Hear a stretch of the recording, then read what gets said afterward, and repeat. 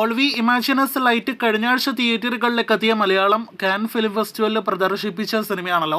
കനി കുസൃതി, ദിവ്യപ്രഭ തുടങ്ങിയവർ അഭിനയിച്ച സിനിമയിലെ കണ്ടന്റ് വഴിയല്ല, മറിച്ച് സിനിമയിലെ ഒരു രംഗം, അതും കുറച്ച് സെക്കൻഡുകൾ മാത്രം ദൈർഘ്യമുള്ള രംഗത്തിന്റെ പേരിലാണ് കഴിഞ്ഞ കുറച്ച് ദിവസങ്ങളായിട്ട് സോഷ്യൽ മീഡിയയിൽ വലിയ ചർച്ചയായി മാറിയിരിക്കുന്നത്.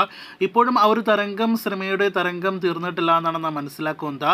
ദിവ്യപ്രഭ എന്ന മഹേഷ് നാരായണൻ സിനിമയിലൂടെ ഒരുപാട് പ്രശസ്തി നേടിയ, ഒരുപാട് പ്രേക്ഷകർക്ക് പരിചിതയായ നടിയുടെ സിനിമയിലെ നഗ്ന ദൃശ്യമാണ് ഇതിനോടകം തന്നെ തിയേറ്ററിൽ നിന്ന് ലീക്കാക്കപ്പെട്ട് സോഷ്യൽ മീഡിയ വഴി കൂടുതൽ പ്രേക്ഷകരിലേക്ക് എത്തപ്പെട്ടിരിക്കുന്നത്. അതിന്റെ പേരിൽ ഈ സിനിമ വലിയ രീതിയിൽ ചർച്ചയാകുകയും ഒപ്പം തന്നെ ചെറിയ രീതിയിൽ വിവാദമെല്ലാം തന്നെ സൃഷ്ടിച്ചു എന്ന് പറയാതിരിക്കാനായിട്ട് വയ്യ. ഇപ്പോഴും സോഷ്യൽ മീഡിയ പ്ലാറ്റ്ഫോമായ എക്സിലെല്ലാം തന്നെ ദിവ്യപ്രഭയെക്കുറിച്ചുള്ള ചർച്ചകളാണ് നാം കാണുന്നത്. അതും മലയാളികൾക്കിടയിലല്ല, മറിച്ച് അന്യസംസ്ഥാന സിനിമാ പ്രേമികൾക്കിടയിൽ പോലും പ്രഭയായി നനച്ചതെല്ലാം എന്ന സിനിമയിലെ നായിക കൂടിയായ ദിവ്യയെക്കുറിച്ച് ചർച്ചയാണ്. തിയേറ്ററുകളിൽ ഓടുന്ന സിനിമയെക്കുറിച്ചുള്ള തന്റെ കഥാപാത്രത്തെക്കുറിച്ചുള്ള ചർച്ച കണ്ട് ഇതിനോടകം തന്നെ ദിവ്യപ്രഭ ആദ്യ പ്രതികരണവുമായിട്ട് രംഗത്തെത്തിയിരിക്കുകയാണ്. ഈ സിനിമയിൽ അഭിനയിച്ചത് ആ കഥാപാത്രത്തിന്റെ ഡെപ്ത് മനസ്സിലാക്കിയാണ്. ആ സീൻ കട്ട് ചെയ്യേണ്ടതില്ല എന്നാണ് സെൻസർ ബോർഡ് പറഞ്ഞത്.